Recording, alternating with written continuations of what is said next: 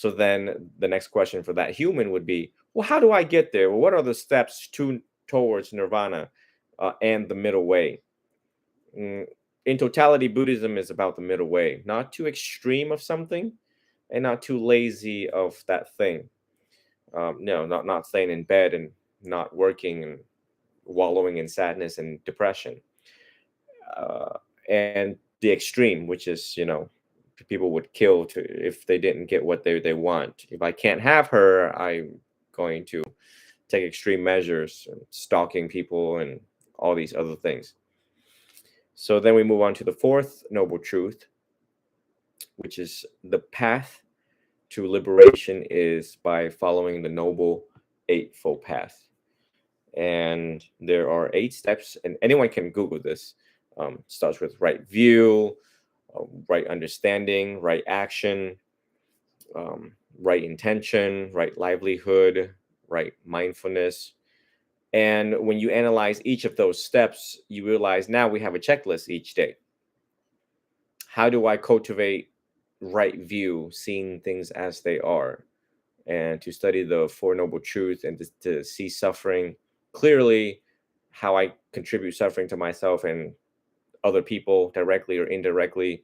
How can I be more mindful and skillful at utilizing my speech to relate to others and bring peace to others and to cooperate effectively where I work or who I'm with? So it's pretty awesome. In Buddhism, we have a lot of checklists for a human to go through and realize, wow, this cannot be a lazy life. If one wants true inner peace, freedom, and liberation, one has to put in the fourth human effort to get to nirvana or as close to it, and more peaceful moments and more peaceful memories in one's life versus the lazy life. Lazy life is easy. Just buy a couch and a TV and just watch how your health changes and just watch how your body changes. And that's that. Oh, in Buddhism, we assert a good life equals a good death. And if you live it skillfully, you will get there happily without fearful of death. Very enlightening.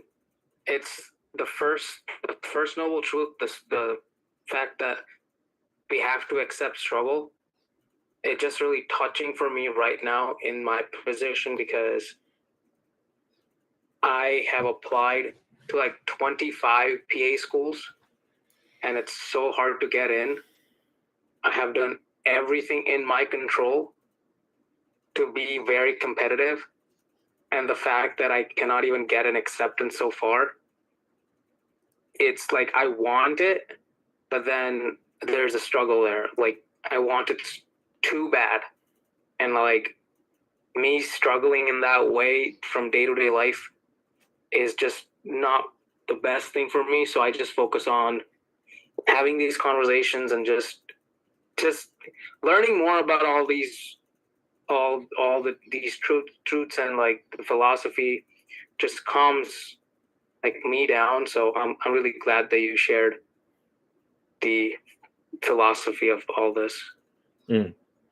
Also remember that in life, I have a friend that also struggled to get in nursing school. Nursing and anything in medicine right now is very competitive. Yeah. And it's very comforting, the philosophy of the Buddha, because he said, sometimes not getting what you really want could be a stroke of good luck.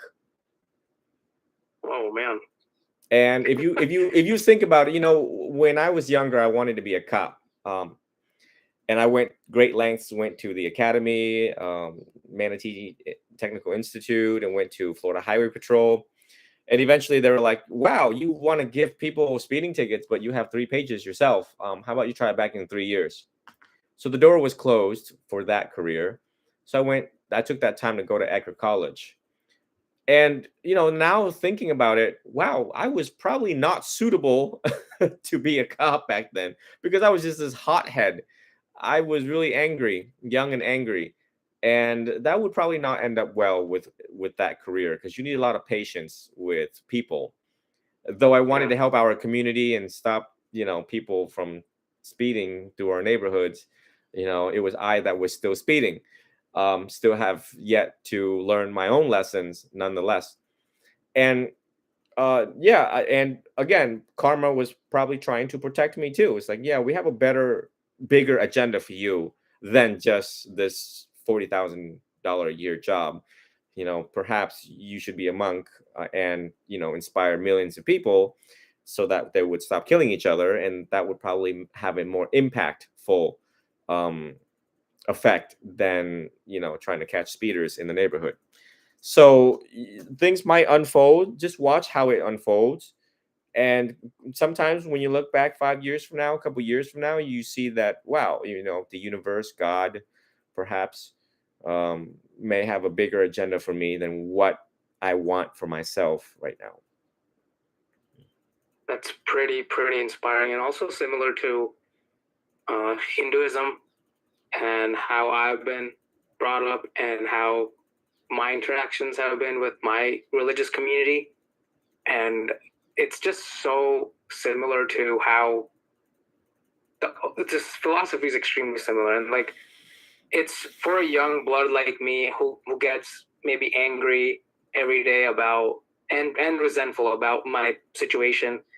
I kind of have to like sit back and really calm myself down and remind myself that maybe there's something better coming up.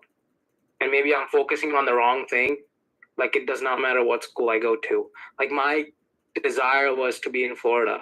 My desire was to I applied to like I think 7 Florida schools this year, and none of them have gotten back to me yet. But like, there's this so much desire for me to like leave Pennsylvania. That's where I'm currently at, because I want warm weather. But like, there's so much desire, and that desire is creating so much resentment.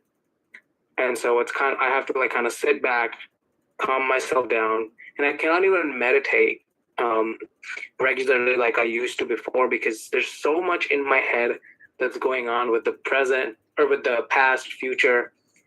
And so what would you advise young people on meditation? What is the minimum effective dose of meditation that could help a young blood to overcome today's challenges in terms of career, finances, relationships? The benefits of meditation, anyone can Google benefits of meditation on Google and see the tremendous and enormous health benefits: lowering blood pressure, heart rate, you live longer, you're happier, more focused, helps with ADHD, quality of life. And also, I would invite everyone to, I would hope that you all trust the teacher and trust the process. The Theravadan order has been around 2,566 years ago.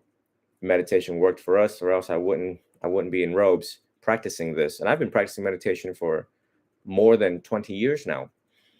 And so we want to meditate twice a day. Why is that? Before leaving the house, you want to set your intentions. You want to clear your mind from any residue from the previous day or that morning. Sometimes people wake up on the wrong side of the bed and you don't want to leave the house right away because you're going to carry that emotion and intention with you. So we want to clear our minds. We want somewhat of a blank slate, that, the Buddha taught the cycle of birth and death. Birth of a thought, death of a thought, birth of an emotion, death of an emotion. And right now I have the choice to clear everything right now and start a new day, a new life. Literally, you can start a new day, a new life that morning. And when you clear your head and just focusing on the breath and meditate on the Four Noble Truths, meditate on the 3 marks of existence, then you realize how grateful I am to have opened my eyes this morning, right? Because if you look at the first noble truth, old age, decay, disease, look at the disease part. How many people woke up this morning and did not get to open their eyes and lost their eyesight this morning? How many people overnight suffered a stroke or an aneurysm? No one ever stopped to think about old age, decay, and disease in the first noble truth. and so they totally miss the point. So when you wake up and you have eyes, ears, nose, everything's working. Wow, holy, maybe a little bit of back pain, but it's okay. I can work with that. Setting our intentions for the day and realize, all right, this is what I got to do. This is how I want to do it. And if you put a checklist, then you're better prepared in one day versus anxious anxiety. Oh, I don't know what to do first. Should I get gas first or later at night? How's the weather? All that can be compiled in organizational skills. But by meditating on the breath, the whole body is calm. You slow down your thoughts. There's more clarity. So therefore, you make better informed choices when your mind is calmer and it is more clear than your typical every other day. It is difficult practicing meditation because before people are listening to this podcast or even before discovering meditation, everyone's been on the hamster wheel. So then you hear my voice and you realize, oh, well, this monk had done told me that I should use 5 minutes in the morning and focus on my breathing so I have a clearer mind, and then they practice it. But with determination and willpower, you can fight through it. It's only a couple minutes. Start off with 2 minutes and then gradually increase. Um, now you also want to meditate at the end of the day to let go of negative acquired emotions and negative acquired bad habits that could happen during the duration of the day. You're going to meet people, things are going to be said, people are going to tick you off.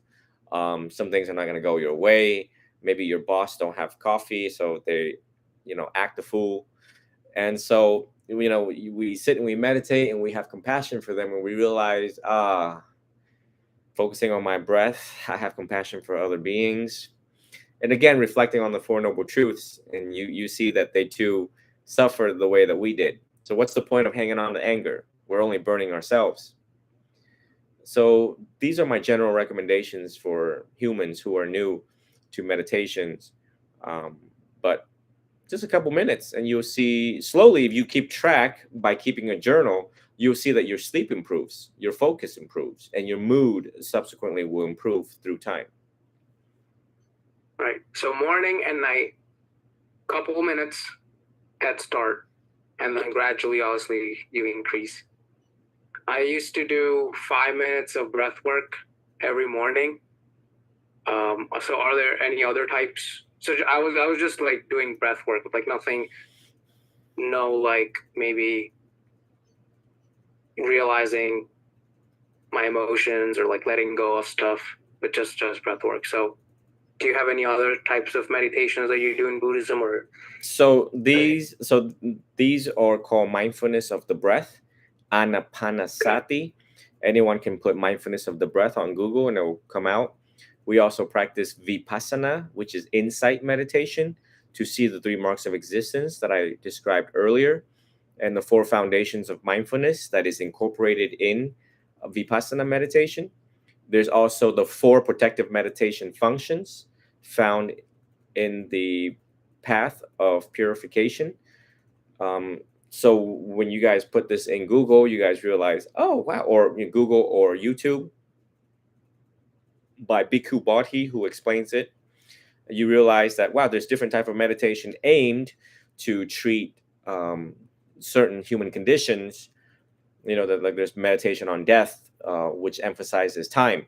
So if we're lazy and we're not doing what needs to be done, practice what needs to be practiced, or we have a lot of anger, death, meditation on death, when will I die? How will I die? Where will I die?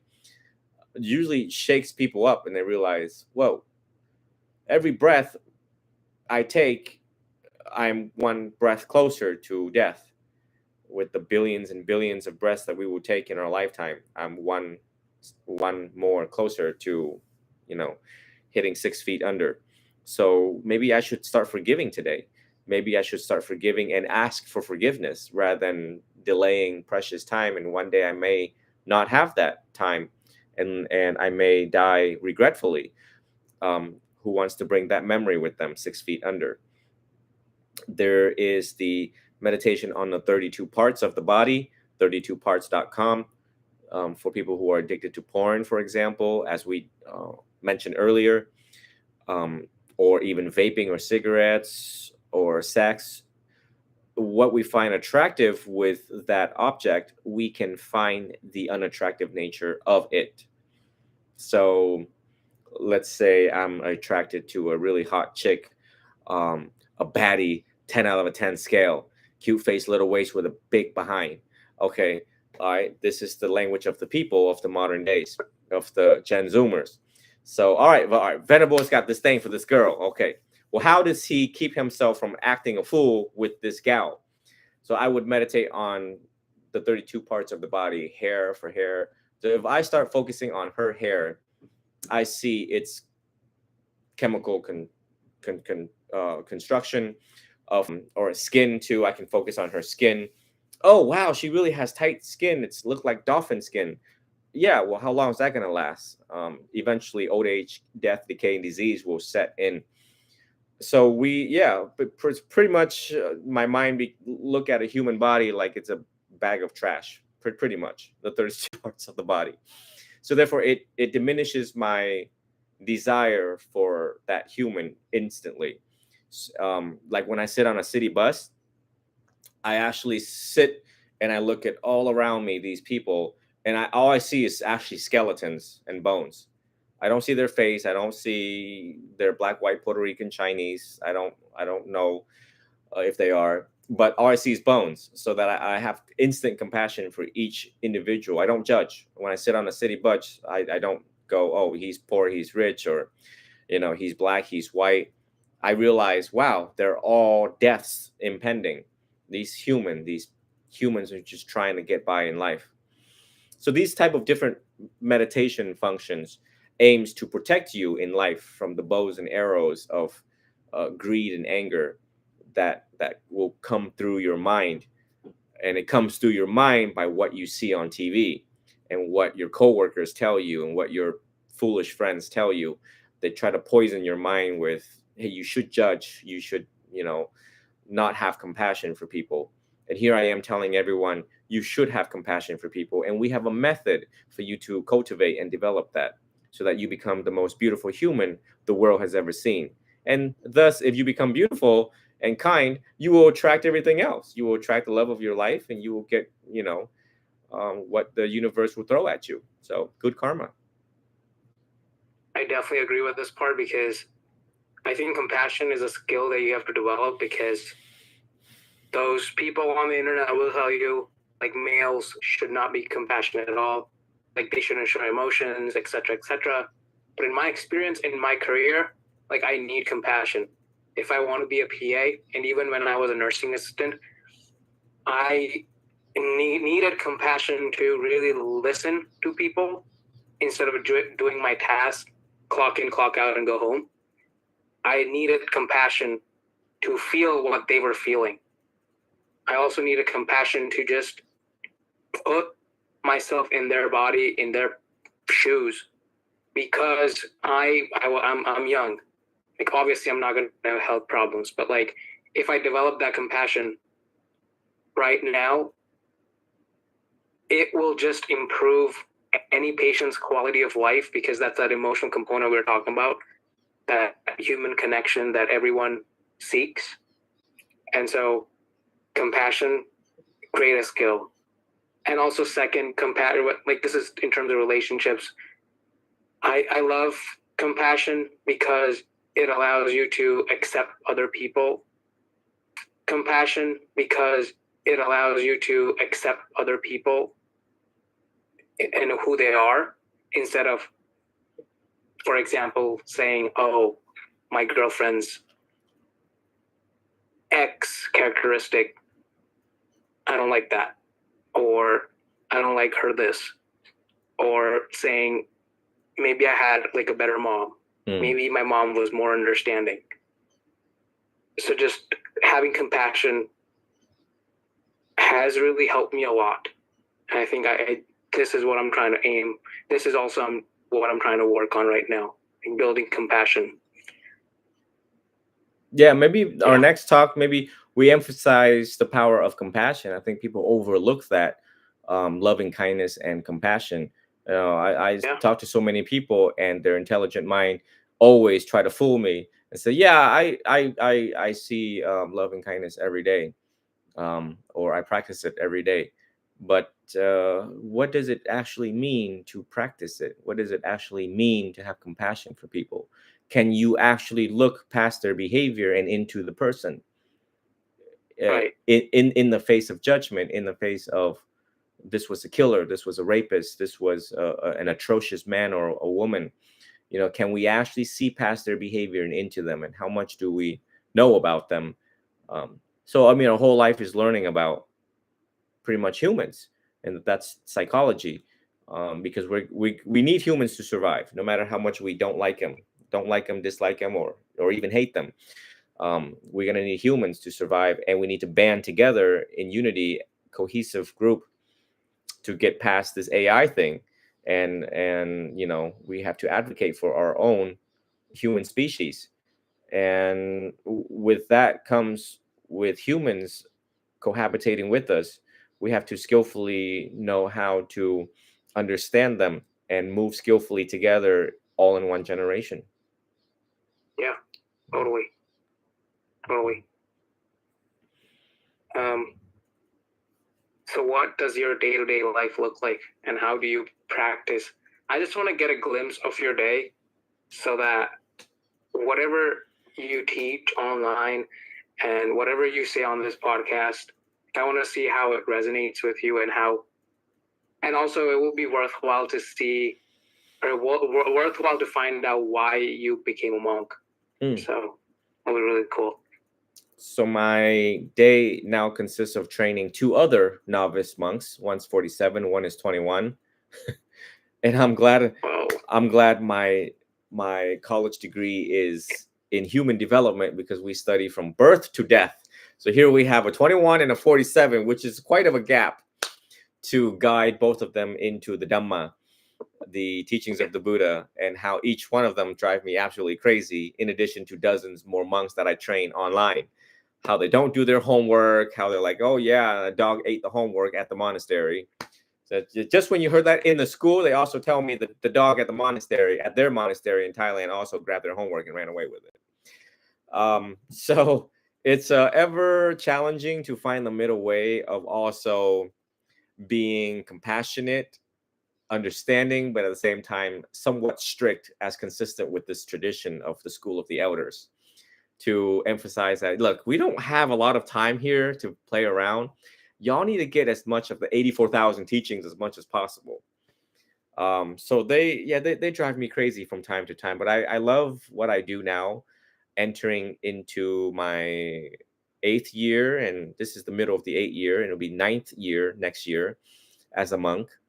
And I became a monk when I hit rock bottom in 2015, when my grandmother and best friend Jacob Hall passed away. And I hit rock bottom. I was very, very suicidal. Wasn't right in the mind. Everything I did was to take steps towards just disappearing, hurting myself. And had I not taken the path to peace, it would not have been pretty. And it's been working out really well so far. And I progress quite fast on this path, a sheer dedication to study what needs to be known, which is, we covered most of that here on this podcast today. And I would invite other people, who have been through some tough and hard times, and at the time of this talk, to be curious in Buddhism, to look up the Four Noble Truths, and how you can use it for yourself. Essentially, it teaches you to be your own doctor. And our philosophers have said, if you are not your own doctor, you are a fool. So why not take advantage of all of the resources and the ease of access, now than never before? You don't have to go into a monastery to look for a book that is 1,000 years old. You can now even ask ChatGPT, what is the Four Noble Truth, and it will tell you. It's like the best time in, or buddhanet.net are great resources to get started. And I hope to inspire other people buying through my own change. I wake up, I meditate, I reflect on my intentions on the day. I prepare materials for training and education. I prepare PowerPoints. I go out when society calls on cases, and I come back. I meditate, and I train the monks who are here locally and virtually. And again, humans, they forget. So it's my job to remind myself and to remind them all of the checklists that we Buddhists have in order to live a skillful life and be an example of leadership for other humans. So how do you stay healthy? Focus on like how much do you sleep? All these quirky questions, maybe cringy questions. Maybe it's an opportunity for me to ask right now because it's a great opportunity to have you on the show. So how many hours do you sleep? I sleep about 8 hours a day, and Okay. because which is more than previously during my training. I think I only got like 5 hours sleep. But Okay. due to the amount of priorities and competing priorities with caseloads and monks and their life and their stress, and it's literally like clinical cases that is on my shoulders. So the time that I need to process skillfully, every student, you have to meet them where they're at. There is no one size fit all, and I constantly have to readjust my teachings and tailored teachings for each student. So that's where the challenge is. It's easy to be a lazy monk. You just be like, here, go read the Four Noble Truths and don't bother me until next week. But each student's level of comprehension and understanding is different, so you have to adjust. And their past trauma, addiction, and abuse, you also have to gauge. And I also do counseling for the general public, so that weighs tremendous weight on my mind, so that the brain needs time to process, and the brain also needs time to declutter, and sleep does that for you. And so the importance of sleep and the science of sleep, one should also research, because the Buddha says the greatest wealth is health. And this body is your vehicle for enlightenment. It gets you from point A to point B. My diet consists of vegetarian. I try to be as vegetarian as I possibly can, but there are times where I do eat meat. I am 36 years old. And so, well, my country, I'm 37. In the US, I'm 36, according to the calendar, the Chinese calendar. But interesting. I pay close attention to what I eat, the amount of salt, the amount of sugar that is in it, according to the food pyramid and according to lab work done by my primary care doctor. It would obviously suck to have diabetes and high blood pressure. To continue, I need to nurture the body to continue serving the people. And I emphasize strongly that everyone should take care of your bodies and not to be too indulgent in sugar, and just watch what you eat, because processed food is not a good thing. Aim for vegetarian, vegan, plant-based, or seafood-based diet would be best. And your doctor can consult with you with that. But I also exercise. I walk a lot. I don't run. If you see a monk running, then you also should run. If you see me in orange running down the street, that means something is going down. I'm running far away as possible. But I do like rock climbing. I do play other sports that helps me tap into more nirvanic moments. So rock climbing is pretty awesome. It tends to curb depression for everyone. You can't really think about the past when you need to figure out where your next step is going to be before you fall. So that's that's a lot of fun, right? Yeah. Walking meditation on a 2x4, 6 feet off the ground, also cultivates patience and mindfulness. Again, 2x4, 6 feet off the ground. You better not fall, because that's going to be a big ouch. So you have no chance but to focus on the present moment of each step in front of walking meditation. But it's a pretty chill life, and I hope to share all of this with all of you, and anyone can call me and or write to me and ask me suggestion and advice to see where their practice is as I share my life and my transformation for the rest of the world. Yeah, just so that everyone knows, Venerable is so generous that I contacted him yesterday around 10 a.m. July 19th, July 18th at 10 a.m. And here we are doing a podcast the next day. This is awesome. This is so quick. Yeah, well, the one thing I don't get about other humans is like, oh, you need to go through my assistant. Oh, I can't make it till like 2 more weeks. And I'm just like, what? It has never been like that with me, ever. I have never scheduled anything out like past 5 days. I think there's only one podcast I never got to. And it was just, I don't know, maybe karma doesn't want it to happen. But every 99% of podcasts is done within that week or according to their schedule. It's never mine. Because I tell them, your schedule, not me. It's never about me. It's about you. And because of that motto, I hope that it shows an act of all giving and a selfless act for humanity. In a world, especially in the United States, where everyone's all about me, right? Me, mine, I, my time. Right. No, you're so right about that. I hope to take this value along with me. I don't have an assistant, and nor do I want to have one. But it's just because I really enjoy, like, I find nirvana in doing everything that I do right now, because I have time on my hands. Like if I'm making a YouTube video or researching on a very heavy science-based video, like I get into this nirvana state. I think I kind of associate nirvana state like a flow state where you're just zoned in the present moment. And so right now for me, that is because I finished my undergrad, so that's just like spreading all the good information that I acquire from different people, different books, podcasts, and so that's my nirvana right now. And so I'm glad you mentioned the giving part, because giving is just everything that we could do in the most selfless way, and it shows our most selfless self. So I'm really glad about that. I think you do just fine as a PA. I think, Florida's getting expensive, and, according to causes and conditions of karma, it may be trying to save you money. So maybe you have to hold it down somewhere where they need more PAs than Florida, perhaps.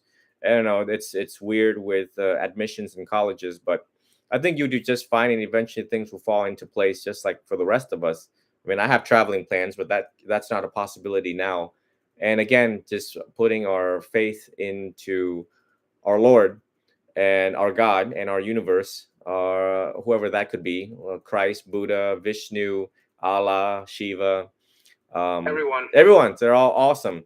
And when you just focus on what needs to be done, eventually you'll be a graduate, and we need more PAs out there with our aging community emerging.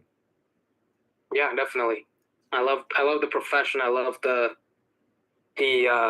mission of the whole PA profession, because it was created to just deliver healthcare and medical needs in the shortest amount of time.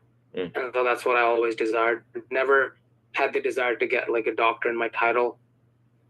My family pushed a lot for me to go to med school, just because like the topic would be like, you would get a doctor in your title. And I would always say, like, I don't care about that. Like, never cared about it, because it's like not your title. It's like the giving part that always drawn to me. Like as a kid, I was always I was always bullied and faced judgment all the time.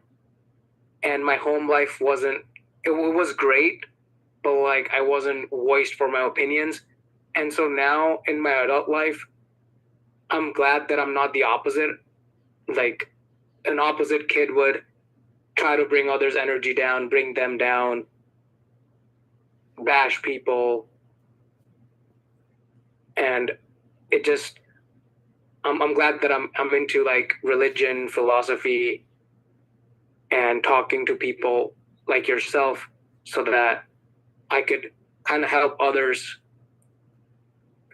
have this mindset, because I think that's what really, when we're talking about a good life, we're talking about life at the end. This is what a good life is like growth mindset, bringing people to your point if they want to, and just like being in the present moment, nirvana all the time, or try to be that like all the time.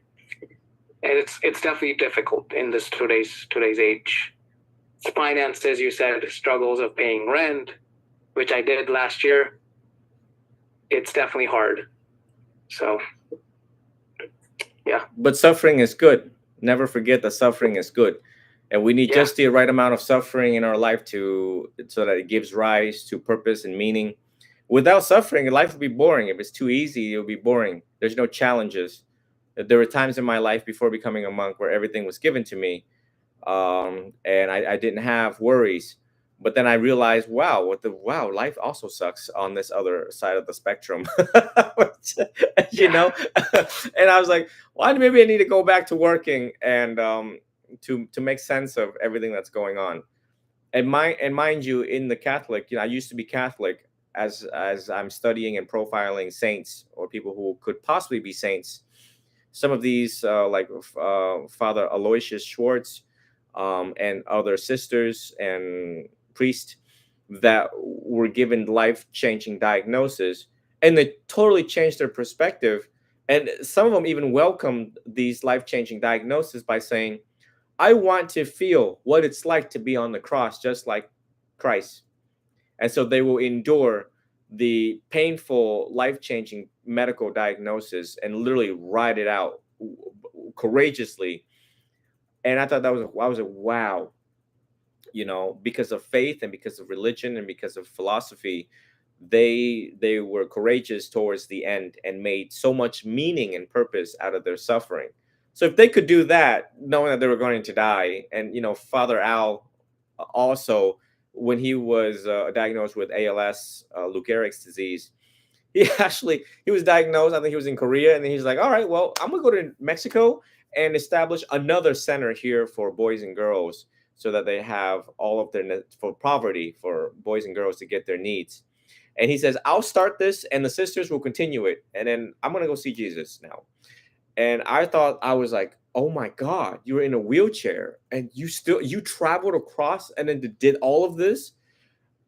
Nonetheless, our bills in our face. So when we see that as a source of inspiration, how other people have suffered greatly and continue their work, that just fuels all of our hearts to continue full speed, in life.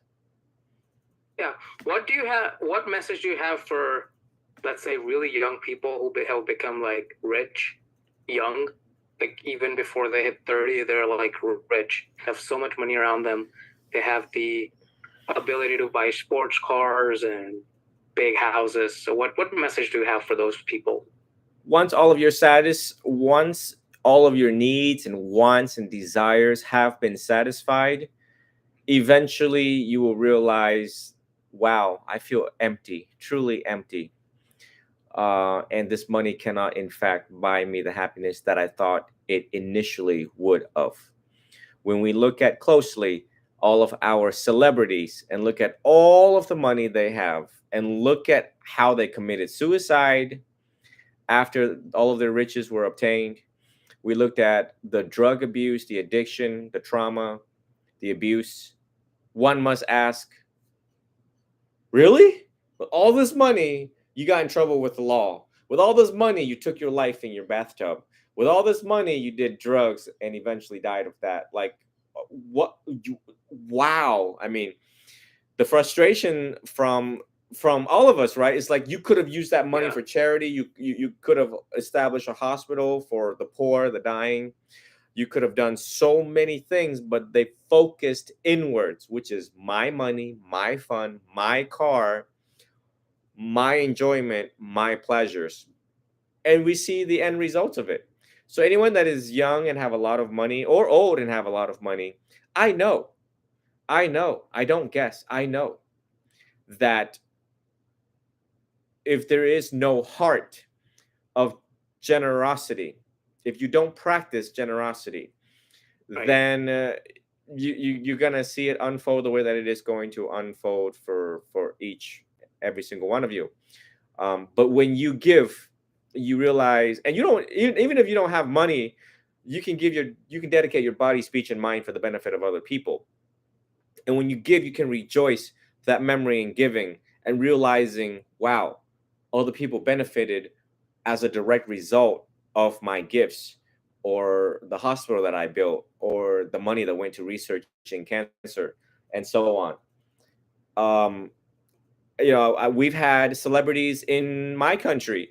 We had this one plastic surgeon, young, like 40 years old, made it, dozens of millions of dollars, all in the end to give it back.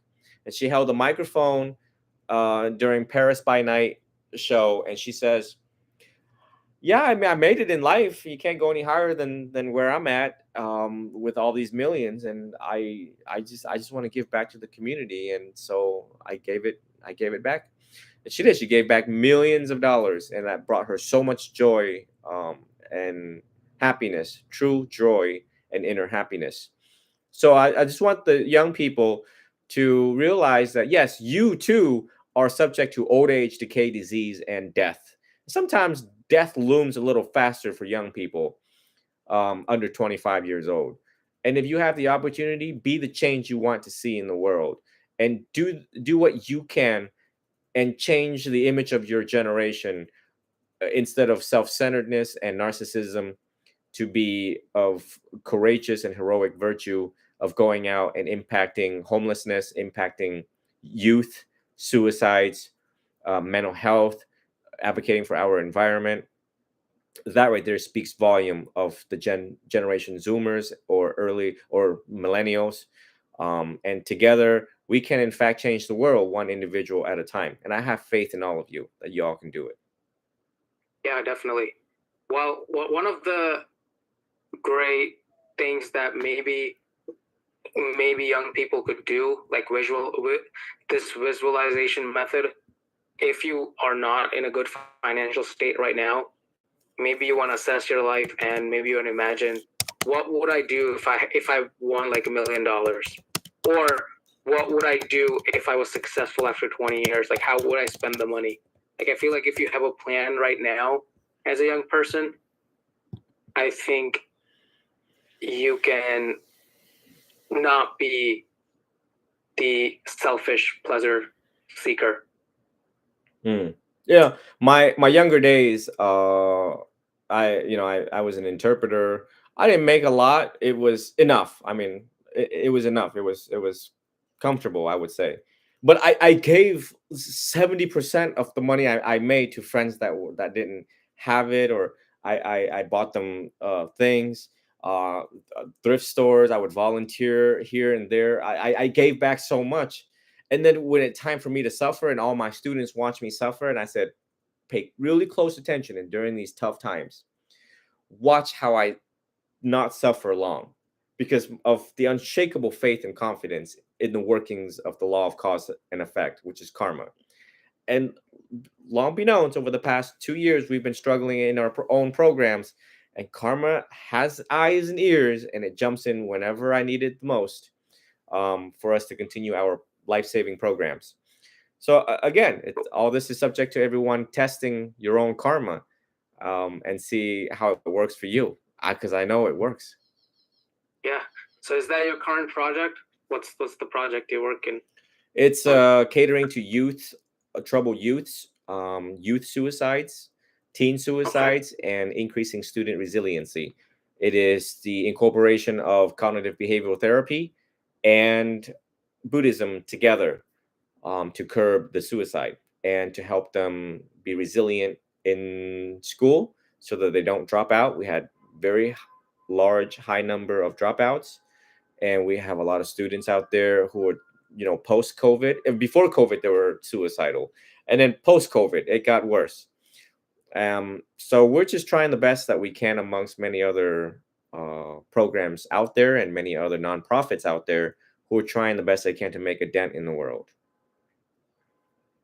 So tell me more about that program. Like what's the combination of the current CBT and Buddhism look like in a setting, a program like yours?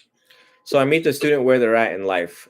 They pick up the phone, they call me, and they tell me about what's going on, and that is, what's going on in the family, what's going on at home, work, school balance. And once I identify that it rises to the level of clinical concerns, I put them through the cognitive behavioral therapy program. I also see if they have health insurance, whether they can actually see a clinician, a LCSW, LMHC, MD, a psychologist, a PsyD, to see if we can coordinate care. Obviously, if it rises to clinical attention, they need to seek professional help first. But when all options is exhausted or the student is well founded to be of poverty, they cannot afford therapy, then we issue them the cognitive behavioral therapy book. It's equivalent to 10th, 11th grade reading level. Um, I would say from ninth to the high school level book that they can read to make sense of their emotions, of their thoughts, how their thoughts have tricked them into believing this story, how they jump to conclusion without evidence, and how they blow things out of proportion. These are the things accumulated over time leads to despair and leads to suicides because they think that they can't get out of their perpetual problem that they have created for themselves. Once they have passed the CBT program, then we can introduce um, meditations and everything else. You can't meditate if you have active suffering. So I assert that before meditation, let's get through the cognitive behavior therapy program so that you understand more about your mind, how it's tripping, how it's being very mean to you every day, especially when you are alone with your thoughts, not knowing how to take care of one's thoughts when one is alone. Um, and then we move into Buddhism. And all of this can happen within 6 months. The program is meant to be a short term, but sometimes it can stretch a little longer. I've had Project Julius, Project Stephen, who stretched out a couple of years, but to watch them grow, prosper, smiling and growing and obtaining jobs out there at 19 years old, 18 years old. Julius is 21, making $75,000 a year as IT security. That's indestructible joy in my heart to see them grow to fruition and as expected. That's awesome. That's awesome. The work that you do is something that we need a lot.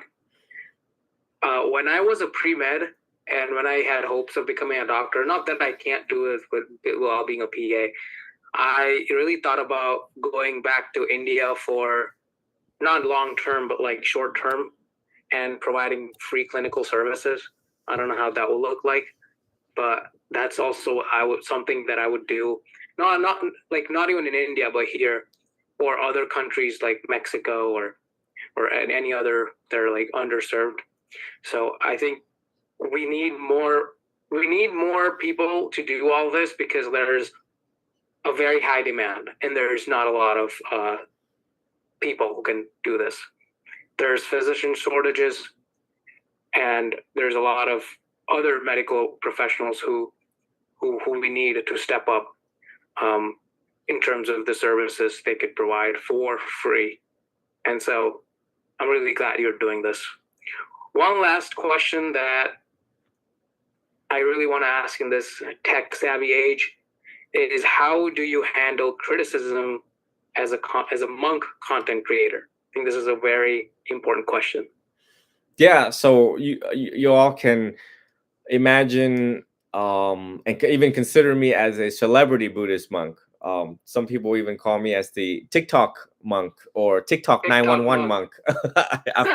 I've gotten it all.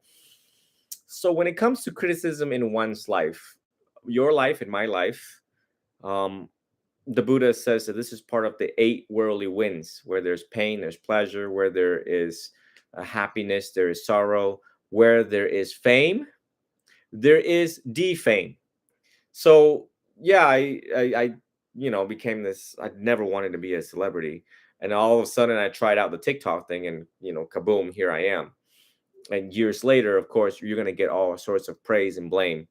You getting people calling me, oh, I'm a scam, oh, I'm a fake, oh, I'm all this, and it's just like it just sounds to me. It just sounds. Yeah. It's no different than a frog trying to climb a Yeah. tree, and people call the frog all sorts of names. You're a loser, you're a frog, you're slimy, you can't make it, you'll never make it to the top. And the frog's like, what? Like, whoa, all I hear is like this really awesome sound. So I'm just gonna keep on crawling up the tree, up to great height.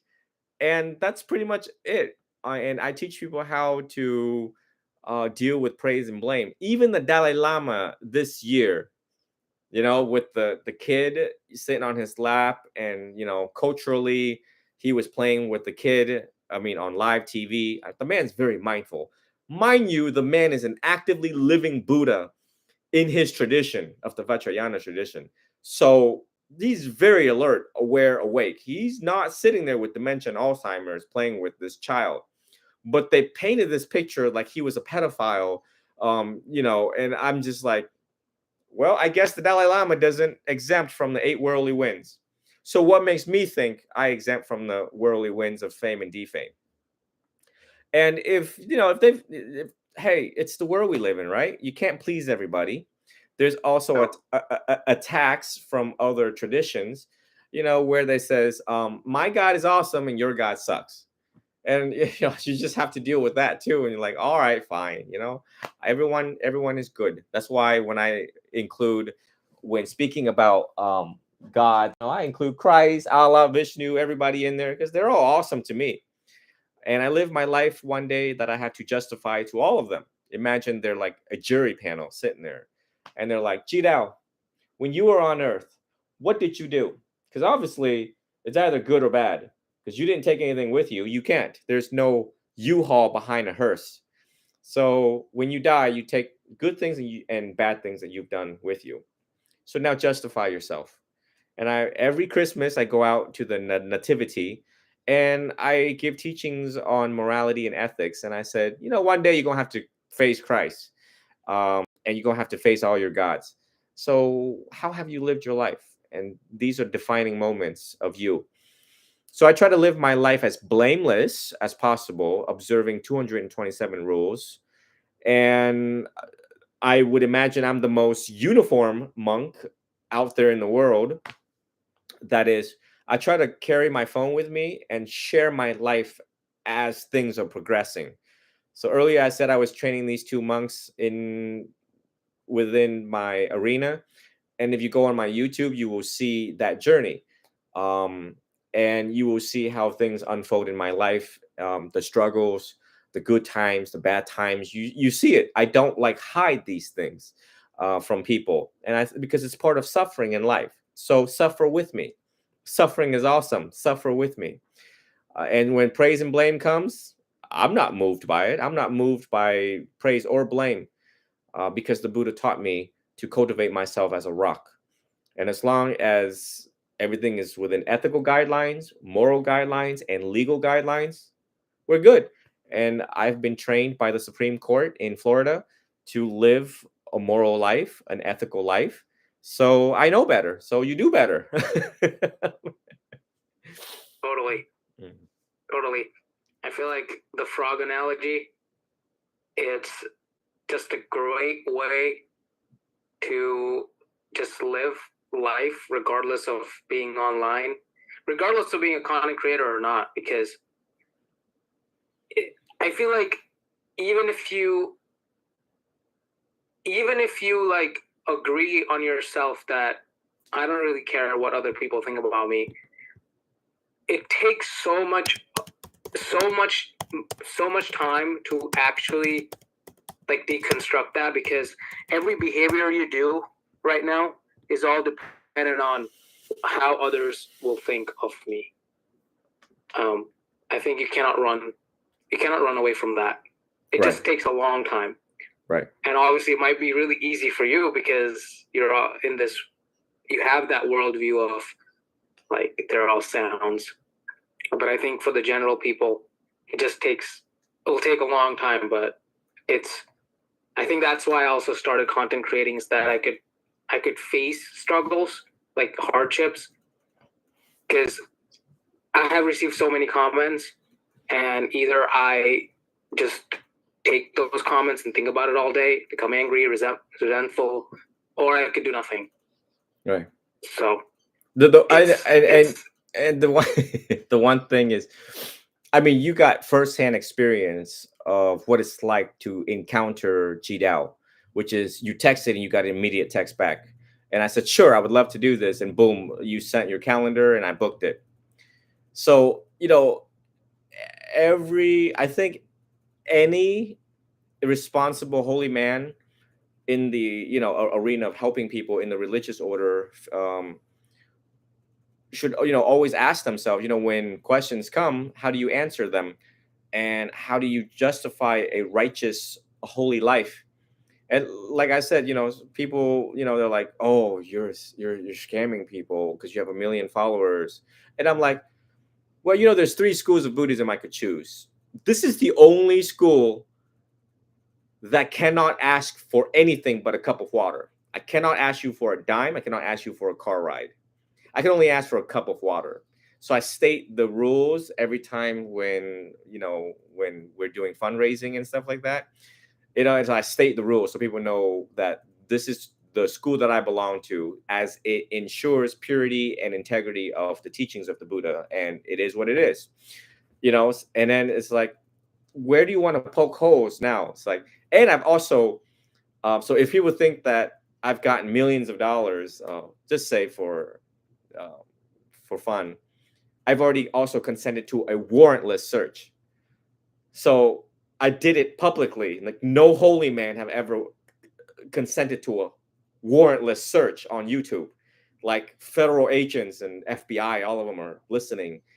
And if you think that I'm fraud, anyone can call the FBI, and it's like, yeah, so praise and blame. It's funny. I mean, you just watch the world and see how much work we have to do to cultivate loving kindness for all of them, because obviously, our political system and educational system did a number on our humans, our fellow humans.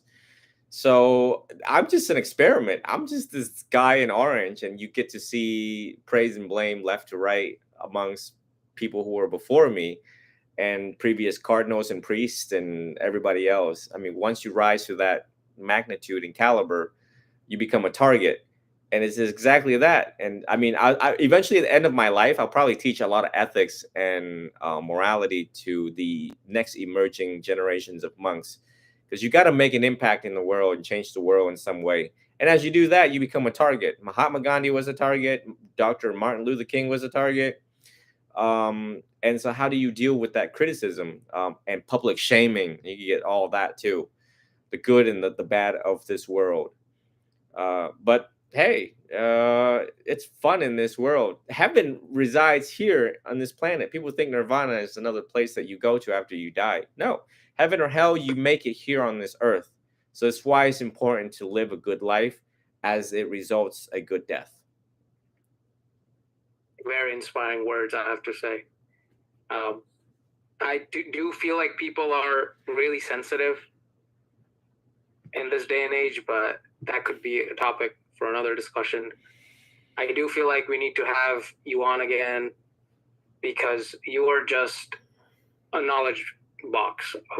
And you are very knowledgeable, and we can definitely chat about the compassion skill that others need to cultivate, and other skills that you have learned along your journey. It will be worthwhile to have you on back. But yeah, any last messages to our young folks? Anything that we left out that you're really passionate about for our young folks that need it? I think 2 things. Every podcast, people will capture my frame of mind and my state of mind as I grow with all of you, progress and evolve with the rest of you humans, standing up for all of you, males, females, LGBTQIA plus. Buddhism doesn't discriminate, so it's pretty chill philosophy. And I would invite, if you're listening, you've found the right place. and you are curious about yourself, and a good working philosophy, a good working set of instructions on how to live life. We always struggle with the how, right? Someone smack us in the face, and for example, Jesus says to turn the other cheek. But how do I turn the other cheek? How do I have compassion and understanding for my fellow humans? And Buddhism have 84,000 teachings, and all aimed at these little specific hows in life. And my encouragement for all of the young generation Zoomers is that prioritize yourself. Learn yourself before AI learns who you are and manipulate you and use you for what you can be used for as a human, and poke and pry into your private life, and all the little clicks that you're making every day constitutes more information that AI can use, either to benefit us or to harm us. So knowing yourself and heeding the advice of the wise previous philosopher would be the wisest thing you do in this generation. And my two thing that I say now is never tired of giving, and never tired of telling other people to give. And that doesn't mean money. That means give your all, your best effort, dedicate your body, speech, and mind for the benefit of other humans every day. Hold the door, say nice things. And the other thing is never tired of forgiving, and never tired of asking for forgiveness. Because along the way in life, you will offend other people directly or indirectly, for you know not what you do, for they know not what they do. So forgive often, and your life will become lighter and happier. And again, nirvana is found here on earth. And my job is to help you all make sense of that and how we can create that here on earth. But I appreciate Harsh Patel for having me on this podcast. And it is my blessing for all of you to always be well, be happy, be free, and always be healthy. And utilize your intelligence and wisdom to live the good life, because you have one life to live. Awesome. Those words just gave me goosebumps. Thank you. Thank you so much, Venerable. I hope to see you in the next episode. Yes. Thank you. Thank you.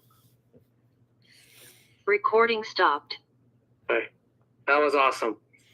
Yeah, really good questions. I really appreciate it. It was quick, fast, to the point, and I really like it when people don't send me a list of questions. Only like 1% send me what they're expecting or what they have in mind. I like surprises.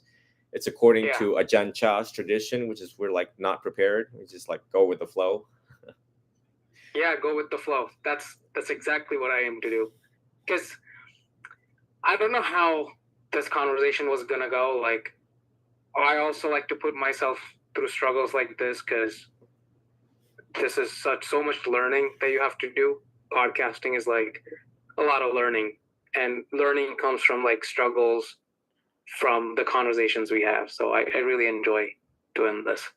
I like that. I like that praise and blame question one. That's a good one. Because every celebrity goes through that, and I never imagined myself being a celebrity. And then I realized, well, my life is up for examination, so might as well just give it all to them. And it's like living life naked, where anyone can poke and pry. And I'm just like, have at it. Where do you think I live? In what is it? In a strip club? Do you see poles around here? So yeah, it's that was I really appreciated a lot of the questions. I think it'll be very educational for the younger audiences as they discover you, and the very meaningful talks on YouTube. Yeah, definitely. It's for July. I'm taking this month for like self-improvement, like extreme self-improvement. I do want to start meditating. I do want to like just improve my life mentally, because like physically, like I do need work, but I think I need a lot of mental work. And so that's where I said I have to like contact religious people, and it helps that you are a monk. And so I